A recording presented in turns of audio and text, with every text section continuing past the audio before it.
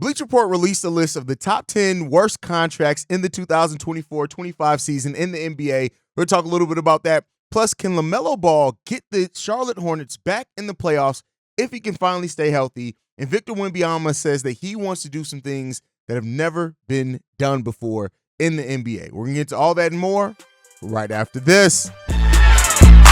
Welcome to the number one place for your daily basketball news and analysis, NBA Central. What's going on, basketball fans? Welcome to another episode of NBA Central, your number one spot for everything basketball related. I'm your host here, Haize, but more importantly, you guys can follow the channel at NBA Central Pod on every social media platform we happen to be on. With that being said, let's go ahead and get into this content for today. And I want to start off with this Bleacher Report article. They did an article predicting the NBA's 10 worst contracts in the 2024-25 season. And of course, you got your usual suspects on there, but we're going to start off at number 10. They have Kawhi Leonard with the Los Angeles Clippers, earning $49.2 million in the 2024-25 season. You look at last year in 2023-24, he played 68 games. The Clippers won 51 games in that time, and he had averages of 23.7, 41.7% from three-point range.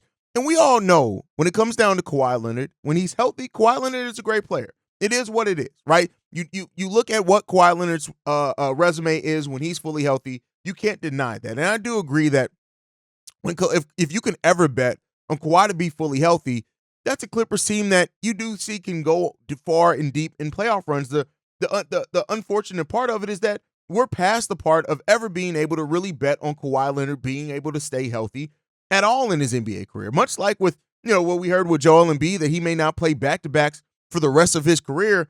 Kawhi Leonard may need to be the player that's on that path as well, like just to maintain him as much as you can. Like at the end of the day, Kawhi he's an enigma within himself. You look at it, he has not played over 60 games other than last season. He had not played over 60 games since the 2016-17 season. Now he did play 60 games in 2018-19 with the Toronto Raptors, but other than that, he has not played over 60 games only once since 2016-17. I'm sorry, that's just hard to bet around. And the Clippers, who have one of the more aggressive owners in the NBA, that just I love Steve Ballmer, and I love his energy and the fact that he really does seem like somebody who just cares about trying to build a winning franchise.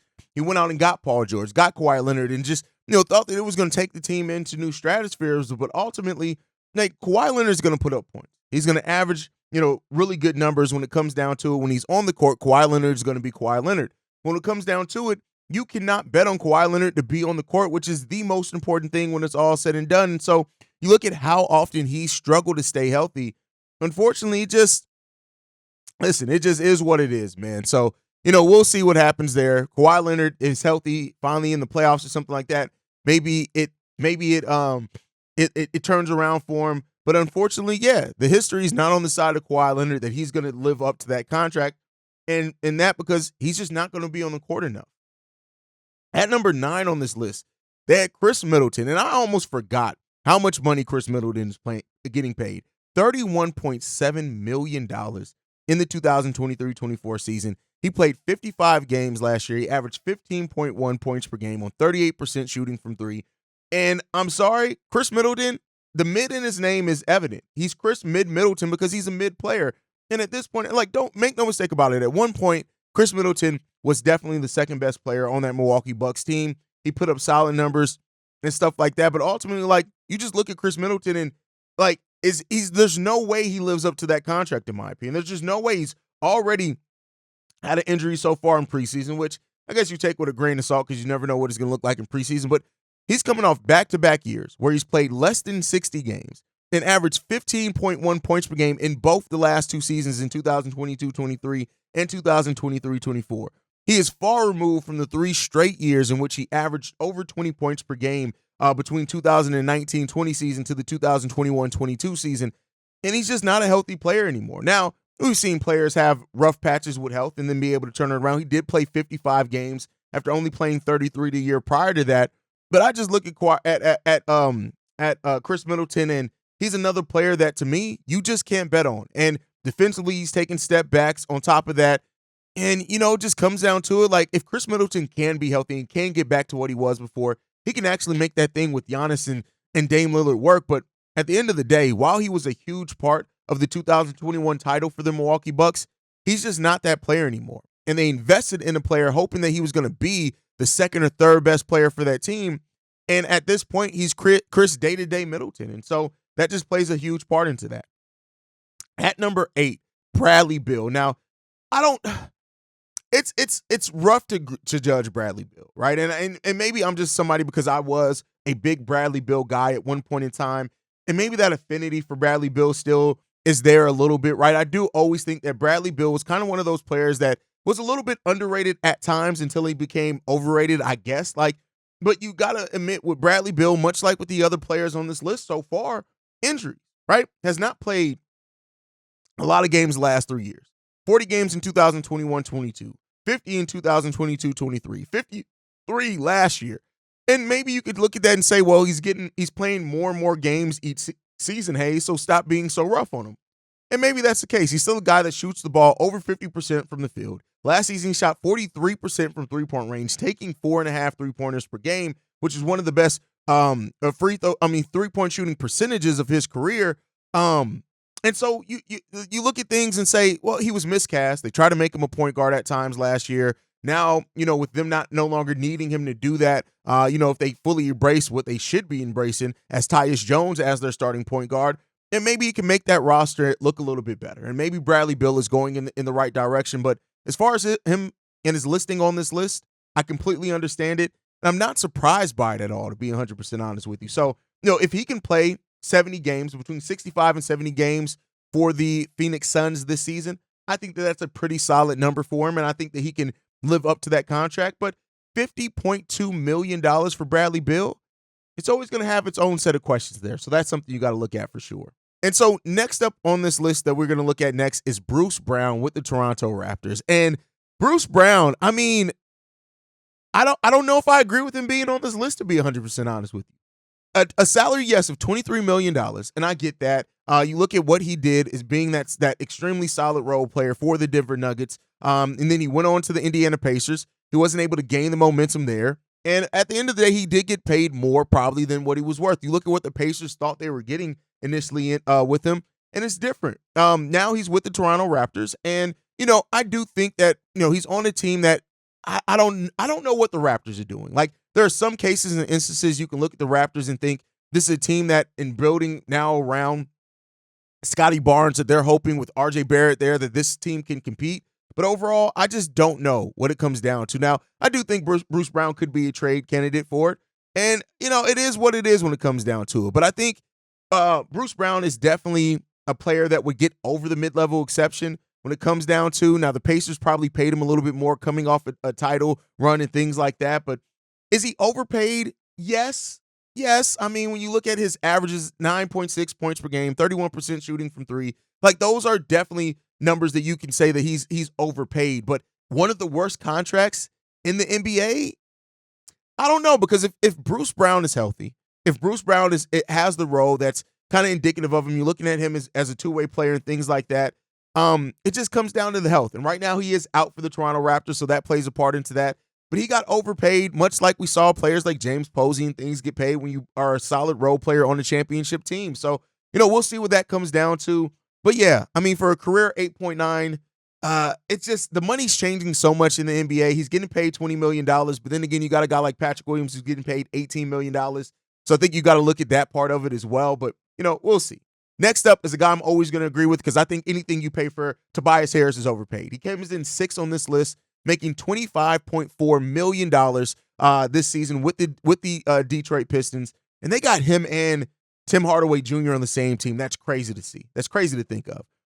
But he played 78 games last year. He averaged 17.4 points per game, 32% shooting from three. But it's not about the averages with Tobias Harris. You got to watch the actual game with Tobias Harris. And unfortunately, he's the highest paid player on that Detroit Pistons team as well. And he's not an essential part of that Pistons teams at all. He's definitely an overpaid player in this league. And I definitely think that contract could end up being something that the Pistons regret in the long run.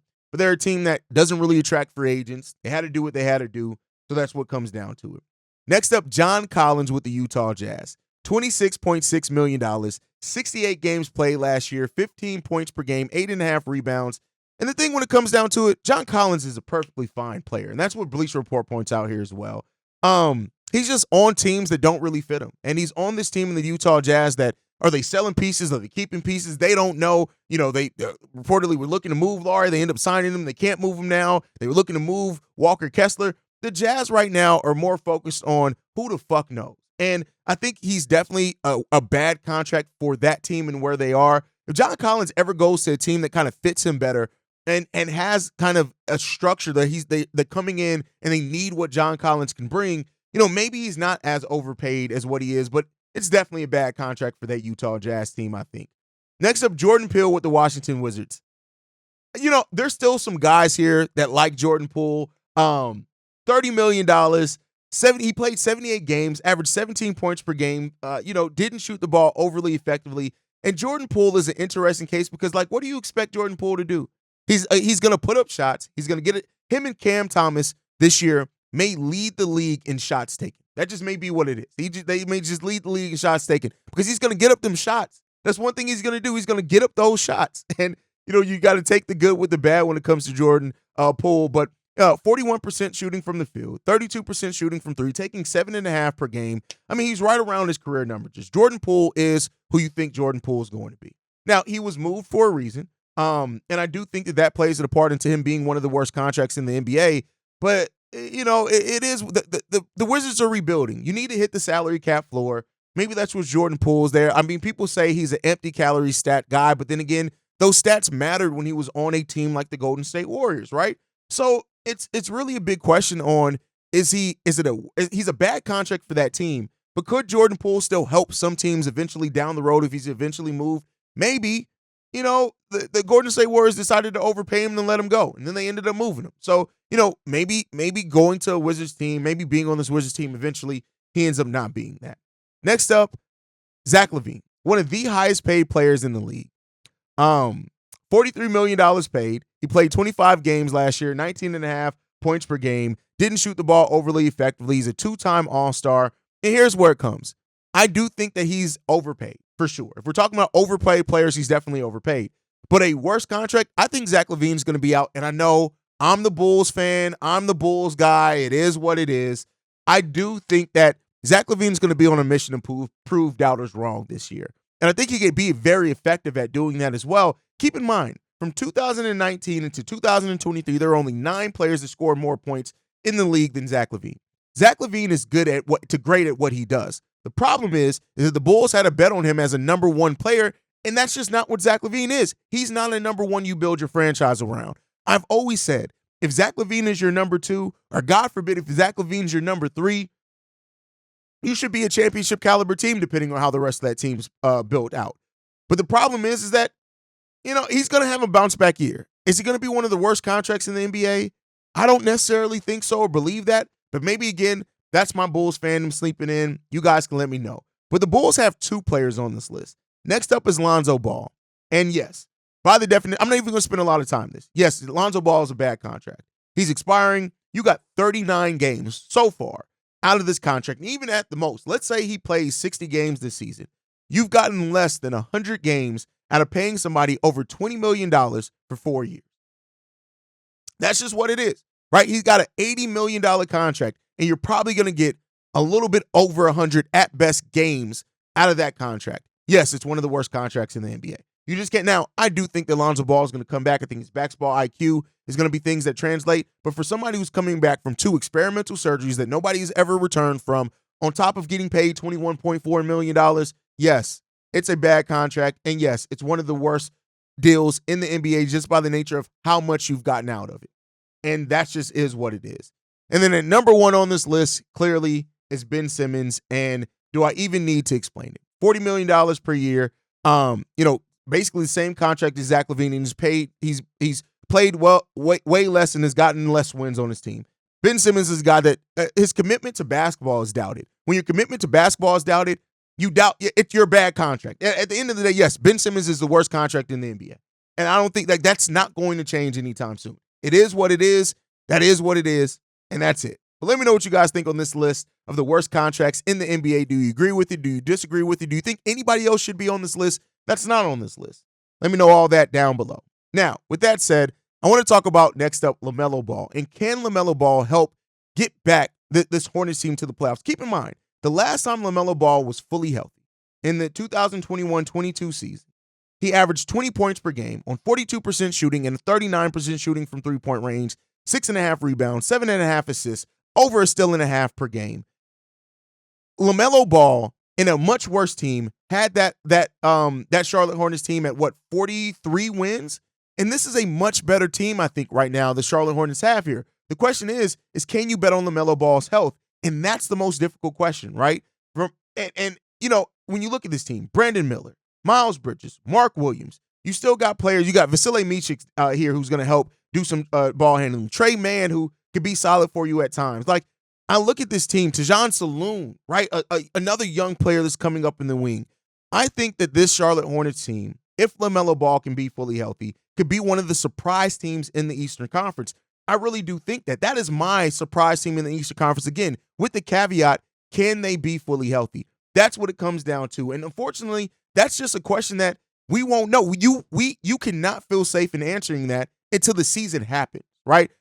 Even if LaMelo Ball has no injury concerns through the first 45 games of the season, that's over halfway through the season, you still realistically in the back of your mind can't say, well, is he going to be healthy in the playoffs, right? And so it's up to LaMelo Ball to prove that. And I do think that that LaMelo is a player that you have to look at and ask yourself, like, can he get back to what he did before? Can he get back to being an all-star? And if he is, where then do you have the Charlotte Hornets in that? And I know a lot of outlets and things, rightfully so, doubt the Charlotte Hornets right now. Look at the Hornets as being one of those teams that are just going to continue to disappoint, right? Or they're not going to have a lot of wins. But I look at the pieces of this Hornets team, and I think that if you get a fully healthy LaMelo Ball, that sacrifices, and he's going to have to do some things, right? He's going to have to defer a little bit, right? As far as adapt his game to now playing with players like Brandon Miller, help setting up players like Mark Williams, having Trae Young there who's going to do some ball handling is there. Hell, Seth Curry could even help do some there. And I think you're going to have to see a LaMelo Ball that digs in and takes pride in being a defender. He doesn't have to be a great defender, but he does have to be an active defender. I think if you have LaMelo Ball engaged defensively with his length and his ability to disrupt with getting steals, getting out in transition, those type of things, we see it. Now, we've seen times, especially when he was healthy, of him being a really disciplined defender. And I think if he adapts that again and takes pride on that defensive side of the ball, I say, like, he has some athleticism to guard multiple positions. We've seen his brother do it, right? LaMelo can do similar things. And I think if he engages actively in that defensive side of the ball, that is something that can help also take this Charlotte Hornets team to getting back to contending for a play-in or playoff spot. And that's what you're going to have to do. You add another versatile defender and Mark Williams there as well to make that defensive life easier on the Charlotte Hornets. I'm telling you, I'm not in any way picking them to be a sure-in to disrupt that Eastern Conference, but I do think that this is a Charlotte Hornets team that can win a lot more regular season games and can be a lot better than what they've been in the last 2 years. But it all hinges on a lot. I won't say all, because if Brandon Miller takes another step to his game, Mark Williams can stay healthy, I do think this team is in a better spot.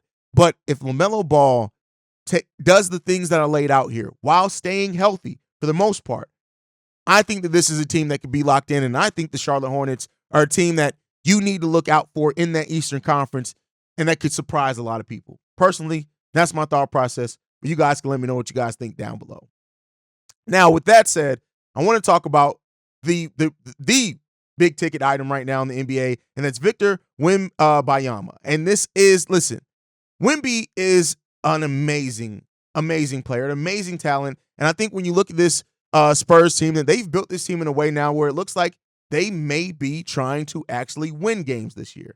Now, Victor Wemby had an interview where he says this. When he was asked about, is he just getting started, what he wants to bring to the NBA, he says this: I think my physical potential. I don't know where it can lead me, but I'm sure it's not complete at all. I want to work so that I have the chance one day to invent new things.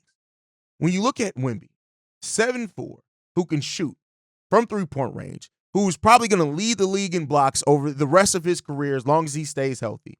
When you look at the impact that he made in his rookie year in 2023-24, 21 points, 10.6 rebounds, 3.9 assists, 3.5 blocks per game. and 1.2 steals per game. Wemby has the chance to be a generational defensive player while also bringing the needed offense there. And if Pop stops doing the cute shit and using Jeremy Sohan as point guard for 40-plus games or whatever it is, the ceiling of Wemby is huge. And I love that Wemby is focused and has that mindset that I want to invent new things. And the stat line that Wemby could average regularly could be generational in of itself. Wemby is a talent that we're not going to see a lot. This is a once-in-a-generation talent. With the size and the makeup of his body, all these things, what Wemby can bring is going to be huge here. And for Wemby to say that he wants to invent new things, I'm telling you right now, NBA, watch out, because I think that Wemby is out. He's going to get Defensive Player of the Year awards. He's gonna be All-Star. He's going to do all these things because Wemby is that level of talent. And when you look at what the Spurs are doing with their young core, yes, they got Chris Paul. Yes, they got Harrison Barnes. But I think this is a team to watch out for a lot. But that's my time for today, guys. Make sure you guys are following the show at NBA Central Pod. You can send us any feedback, questions, comments, concerns, NBA Central Show at gmail.com. And then lastly, if you want to leave a text message and our voicemail for the mailbag, the number to do so, 773-270-2799. We are the number one spot for everything basketball related. That's thanks to you guys. And like I like to end everything on, man, I'll see you guys the next time I feel like making a video. Probably tomorrow. Peace, y'all. This has been a presentation of the Breaks Media.